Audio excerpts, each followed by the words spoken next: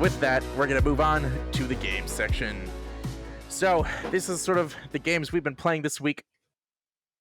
There's no new games, I don't think, on this list. Firewall Zero Hour, is that a new game? No, that's Jim? a game that's been out a while, but it was free not that long ago. Oh, PSN gotcha. users.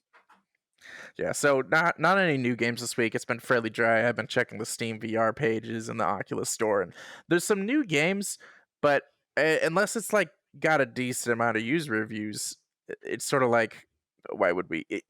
These guys really overprice their games sometimes. It'll be like a brand new game, it's got no reviews, and it's still asking for $20. It's like, we want to play some of those games to give you guys like a sense of, we buy them so you don't have to, sort of a thing. But even then, if you're a developer and you've got one of these sorts of games, by all means reach out to us. We'll play your game. If you've got review copies, then we'll definitely play them. But $20 off the bat when you've got no reviews, I don't know, it's a tough sell. So we've got some games that have already been out. Let's start out. Adam has finally picked up Onward. I have. So I've been a Pavlov fan for quite some time now over here with Destiny. I know that you're a big Pavlov fan as well. For sure. But Rip kept pestering me, and I finally decided to take the plunge into Onward. And Yes. I gotta say, it is really good. It's one of my new favorite games. I didn't think I would enjoy as much as I did. Yep. I'm super pumped to hear that. He's like, is yes, it better? That's what everyone wants to know. Would you say it's better? It is different. It It is definitely different. Nice, but I gotta say, I think it is very different, and I don't want to betray Destiny here, and this is the main thing I'm going for. This is the line. It is. It scratches a very different itch. I'm not going to say it's better or worse, but after playing Pavlov for so long, it was definitely a big breath of fresh air into the shooting genre that I wasn't expecting. Mm-hmm. What would you describe that breath of fresh air like? It's more tense than Pavlov, and that's something that I was really missing in Pavlov. Pavlov can be really light and fun and goofy sometimes, especially with all the custom maps and all the different game modes. Right. I mean, you can have some really tight shooting in Pavlov, and you can tell people that when they're good at Pavlov, they are good at Pavlov. But you don't get the same sort of tension that you do in Onward. So, for the listeners that don't know, Onward is a very milsim tactical shooter. And I gotta say, the feeling of having to communicate with teammates, you're stuck behind a building and you know that there's a couple enemies on the other side of the house, and having to try and coordinate with them when you're going to go, when you're trying to throw grenades just to get to the next building down the street is one of the coolest experiences, and I haven't felt that in any other game. Just the level of intensity was really refreshing. Yeah. Have you ever watched any of the live competitions for that game? Yeah. It's exactly what you're saying. It's super intense. Like watching it, I can feel that. Mm-hmm. So Onward. So those who are familiar with Pavlov, Onward's kind of. I mean, it's still a VR shooter. You hold pretend guns and you shoot at other people who have pretend guns, and there's objectives. The big thing that differentiates it from a game like Pavlov is its time to kill. That's the big thing. Yes. The time to kill in Onward is instant. You can one-shot people. You can one-shot their head. You can one-shot their body. You can wear body armor, but then if someone else is running AP rounds, they can still one-shot you. So it plays really tight. The big thing is, positioning is important. Tactics are important. Everything that matters leads up to shooting at someone, typically, not the act of shooting at someone. So yes, the person who's got better aim, it matters, especially once you're at longer distances. But the big thing is tactics and communication. And that's why I like those kinds of games, and why, Pavlov for me is like fun, but to me it feels so much more like an arcade shooter. And when I can play a game like Onward where my experience playing those types of games and doing those sorts of things goes a long way. My IRL, I'm not military, but I've shot a lot of guns. I've played a lot of airsoft, and my real life skills translate directly into VR in this type of a game where I'm used to coordinating with groups of people like that. I'm used to, you know, there's set tactics you want to know ahead of time that really put you at advantage over the enemies. And it's so satisfying when you pull it off. That's probably the big thing. That adrenaline rush of like synced shots and like good like flanking tactics of like bounding and covering, all those sorts of uh just shooting, coordinated shooting tactics, I guess, for lack of better words. Pulling those Exactly. off is so fun, and it takes a game like Onward to be able to do that. Anyway, that's what I will always be an Onward supporter That's for that actually No, reason. I another game agree. that's supposed The to the come to combat in Quest. Onward is a lot more in depth than it is in Pavlov for sure. And that's one of the nice things about it is that I sort of felt like there's a point at Pavlov where you meet someone and he is just basically about as good as you can possibly be in Pavlov, and that there's sort of a skill ceiling there. And you don't get that in Onward. There's always that feeling, no matter what, that you can always be a little bit better. There's always something that you could have done better. Um, so IRL, I actually enjoy going bowling. I haven't been for a while because of everything. But but one of the best things about bowling, I feel, is that no one is really ever good at bowling. Everyone is just kind of varying degrees of terrible. Mhm. And I sort of feel the same way about Onward. Like, of course, there's a couple people that are just like gods among men at Onward. But otherwise, everyone is just kind of varying degrees of terrible. And it's fun to all have fun together in your terribleness at Onward because you can always tell there's so much more depth and you can't quite reach it. But even while you're in there and being terrible, you can still have fun with it. Hmm. Wow, this I've got to say. So my game that I got to actually play a good amount of last week, I played with some of the guys over at Gamehole and some Discord people. Is Firewall Zero Hour. Shout out to all my PSVR fans out there. Firewall Zero Hour is probably the only realistic military sim shooter PSVR has. So that's why I feel like this Hmm. kind of ties into everything I hear you guys saying Yeah, about Onward. absolutely. Firewall, you're in 4-person squads. You're either defenders or attackers. Defenders have a laptop that they have to protect from being hacked, and attackers are trying to break the firewall, get in, find it, and hack it. Uh, exactly the same things you're saying about here. This is tactics. You can get shot once in the head, you can get dropped. So you're using cover, you're working together, you're talking over the mic. And the problem, just like Adam's saying, you are either terrible, less terrible, or only kind of terrible at the game. Like we had only 5 of us at the beginning. So we had 4 of us that had only played a little bit or overtime against one guy who was basically an every night player, level 50 pro, and he was killing all 4 of us almost every match, even by himself. Uh, Hmm. this game, you gotta play it with the aim controller. You can play it with the DualShock, but the aim controller is really the way to play it. You feel like you're holding these military rifles. You're on your comms to each other going down the hallway. You got 2 guys going one way, 2 guys going the other, and you're trying to use tactics. And we all were just awful at it, but it is definitely the closest thing PSVR has to this, I think. And it was free back in February for PSN members. If you grabbed it and you haven't played it yet, get on there, but find some friends, because if you end up against a lobby of pros, you're not gonna have a good time. That's when Rip was saying it's like when you nail a tactic, oh, it's so fun. Well, when you're getting nailed by tactics constantly and you never win, it's not quite as fun. So Right. I Gotta got to get play good. that. Have you guys ever seen? I know most everybody here's PC. Have you ever gotten to see any footage of it? Have you heard about the game at Yeah, all? I I actually followed. dropped in on your stream actually, and Oh, that was I saw a bit of it in that way. I didn't get to stay very long, but after that I checked out some trailers and gameplay footage, and yeah, it looks if I was on PSVR only, I think probably that'd be the game I'm playing all the time. I must ask, how's the community like? Is there a good player base? Did you get a sense of that? So there, when it first, I played a lot at launch, and it was great because it was the shooter everyone was waiting for in PSVR. And then now that in February it was free, there's been a good influx of people again.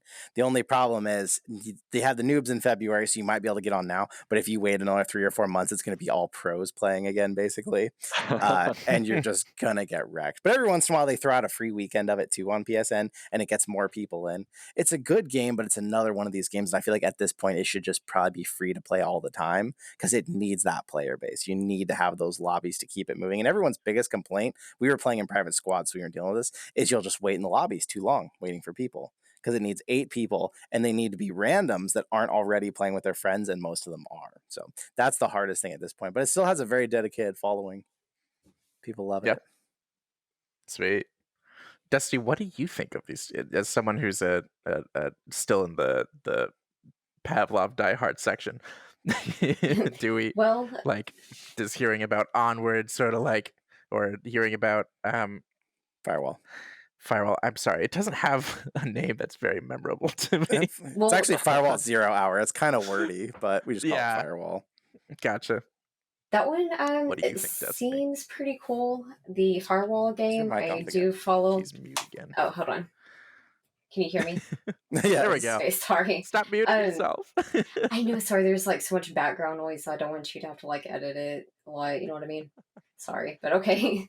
But yeah, so the Firewall game, it sounds pretty cool. I don't think it's quite my style, just because I do have more of that CS:GO background, so I do like that more Pavlov. Even Onward is definitely more my style in that sense. You know what I mean? But it does seem super competitive. I actually follow quite a few people who they host these like tournaments and stuff, so I think it does have a really good fan base.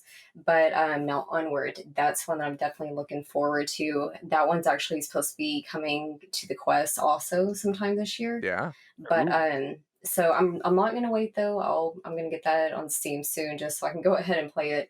But when it does come Yes. out to the Oculus home store for the Quest, I'm definitely gonna check it out there too though, because it'd be nice to have that link free option. But That would be pretty sweet. yeah. Get it on Steam now, get really good at it, and then when it launches on Quest, play the Yes. Quest only version with all the noobs and just destroy everyone. Exactly. There we Just go. go in there and clean house. Typically, these games are cross-platform, even once they're on the Quest. Ooh. I think, at least like that's Really? how Contractors is, and That's been actually one of my biggest problem is finding more games that are cross-platform. Like Pavlov isn't, Arizona Sunshine isn't. So maybe it's Oh. just like the main games that I play. I Mhm. haven't really found a lot like that. I'm pretty certain Contractors is cross-platform. I want to say it is, but I could be wrong. All right. One last game before we go. I've been playing a bit of Vox Machina, I think it's called, and it's Vox Machina is sort of the mech game to play on VR right now. After having played it a little bit, it's pretty well polished. It's got a ton of content, and oh man, guys, if you are even slightly a mech kind of a guy, like, oh man, this game lets you live out that dream. It's so cool. You got huge mechs. You got this wonderful looking cockpit. It's like grungy as hell, and oh, it's so good. There was a little bit of like weird. One of the maps I loaded into had like a bit of like, I don't know if it was screen tearing, but like some of like the background was like turning all like black and stuff. But besides that, it runs super well. I bought this on the Oculus store. I don't know if it's on Steam VR, but it seems to have a community. People play it. I'm surprised I hadn't heard of this game already. But yeah, oh wow. If you haven't heard of this game, check it out. I didn't play so many hours yet that I can like truly speak to like how is it balanced, how is the multiplayer. I mostly just did like the training and then played with some bots. That was really the only thing I had time for so far. So I'll probably bring it up again in the next podcast, but first impressions, super solid. Controls. Do you actually like grab joysticks with your motion controls? Is it an Xbox controller? What do you? Excellent question. So you can use your so it's got like a cockpit, right? And you can interact with like, you got the thing is, it's like weird, non-intuitive, but probably realistic for what a mech would be. And it's you got so you got like a joystick on the right, and it's just turning the mech. So left, right, and that's it. On your left side, you've got um a throttle basically where you can put it in park. You can turn up the you can like press it forward like I don't know, like a lot of ship games have it where you can like kind of choose your speed, bring it back your speed, put in reverse. And then you've got another joystick Oh which man. which is a like it's like your jets thing where you can like press it forward, press it backward, side to side, as well as like go straight up in the air. Wow. Okay, Which but last I checked, you only have 2 hands. you, So you are not wrong, Adam. What an excellent point to make. I think you should bring it up with the people that made the game. Because, oh, it's yeah. so there's are the controls just pretty Multitasking. hard to get down then? Oh yeah, I mean it's not intuitive. The idea that I like a game where so long as I'm holding the joystick, I'm going forward, and once I return the joystick to the center position, it's you're done. You know, you're stopped moving. No, no, no. This game's like, if you put it, you're constantly fiddling with the throttle because you're in acceleration. You'll forget you're in acceleration or Oh something. man. Or you'll put it in what you thought was park, but turns out you reverse. So you like have to like stop boosting or whatever you'd switch to. Yeah, you're constantly juggling, and I'm sure you get better at it and faster at it with time. But first impressions, it's rough. It's really rough. And then but then I noticed as I was toggling through the menus, I saw that like forward was A and backwards was B, but I noticed that the buttons were green and red. I was like, those sure look like Xbox buttons. So I plugged in my Xbox controller, and what do you know? The Xbox controller works for it. So then I went through Oh. all the Nice. tutorial again, played another bot session with the Xbox controller. I was like, okay, well, how's this? And it wasn't any more intuitive. No. What? First off, it's like turn left or right. So in any game where you turn left or right, especially your vision, it's the right thumbstick. No, not in Vox Machina, where you're Oh turning no. with the left stick. Oh. Which so you're turning so left and right on the left joystick is turning the mech. Pressing forward on the joystick is turning up the accelerator, and pressing back on the joystick is bringing it back to park, or just bringing back its speed, then to park, then reverse. Oh, That's exactly what I did when you were talking about your joystick. I touched mine too. Moved. Whoopsie. come on. There we go. Oh no, that didn't work. All right, we're back. Talking about joysticks too much. I know. So, so it means that like it doesn't play like any other like game where you're like, it's not like press forward, put it back to center, and you forget about it. It's press forward, and you gotta when you want to stop, you gotta remember to press backwards because it's still in forwards. This sounds And painful. yeah. Oh, and then I don't even remember what the right joystick did. But then boost, which is your other like axis of motion, is attached to your D-pad, which is the same darn thumb. So you can't boost and like turn your mech or anything at the same time. I ended up doing this like weird holding position where I'd like moved my left hand so that my pointer finger was on the joystick and my thumb was on the D-pad, Oh, no. which actually kind of worked once I got used to it. But oh man, guys, the controls are rough. The controls are rough. Wow. Yeah, that Wow, sounds that sounds bad. If you had friends, would this be worth it to get in Oh, with your yeah, friends so- and laugh at the controls yeah. together? Okay. Oh, it would be so fun. It Don't would. go it It's, alone. it's team tag it. yeah, and it's got some pretty cool mechs, got some cool abilities. It's well made. You got a whole bunch of game modes. you can fill the lobby with bots if you've got if you don't have a full lobby, which means this game, if it ever dies in terms of community, it's always got bots, which is really good to see. The bots are kind of dumb, but and I didn't see a difficulty slider, which was unfortunate. But still, it's fun. You at the very least get to live out a brief dream of like driving out a mech. And as janky as those controllers are, it does kind of add to that immersion of like you're trying to pilot this huge machine and it looks like a janky machine and it drives like a janky machine, and on some level you're loving it, and on the other level you're like, why is it this frustrating? It's games like that are always a mixed bag where it feels like you're not just fighting the enemies, but you're fighting the game. Yes. Yes. I felt that a little bit with War Dust a couple weeks ago. Yeah. And Yeah, it sounds like this is sort of similar. absolutely. Yeah, I'd say it's only a touch more intuitive than driving the helicopters in War Dust.